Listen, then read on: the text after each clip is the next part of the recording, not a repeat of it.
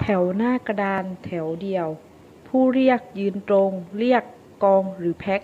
ผู้เรียกเหยียดแขนสองข้างเสมอไหล่มือแบเหยียดตรงนิ้วทั้งห้าเรียงชิดติดกันหันฝ่ามือไปข้างหน้าแถวตอนหมู่ผู้เรียกยืนตรงในสนามให้เหมาะสมแล้วจึงเรียกให้สัญญาณมือผู้เรียกกองหรือแพ็คผู้เรียกเหยียดแขนทั้งสองไปข้างหน้าเสมอแนวไหล่มือแบเหยียดตรงนิ้วทั้งห้าเรียงชิดติดกันหันฝ่ามือเข้า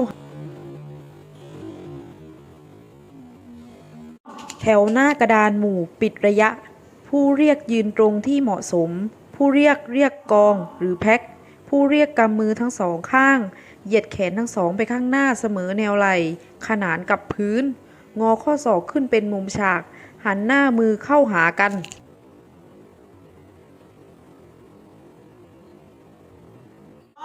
แถวรูปครึ่งวงกลมผู้เรียกยืนตรงในสนามที่เหมาะสมผู้เรียกกองหรือแพ็ค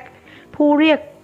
แบมือทั้งสองข้างแขนเหยียดตรงลงข้างล่างนิ้วมือเหยียดตรงเรียงชิดติดกัน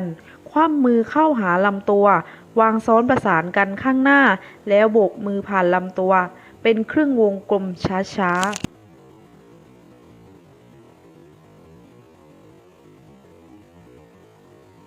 เริ่มๆกองแถวรูปวงกลมแบบผู้เรียกยืนอยู่ที่จุดศูนย์กลางผู้เรียกยืนตรงในสนามที่เหมาะสมแล้วจึงเรียกและให้สัญญาณมือผู้เรียกกองหรือแพ็ค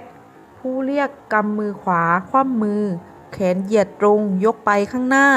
แล้วหมุนแขนขึ้นข้างบนและเลยไปด้านหลังเป็นวงกลมช้าๆ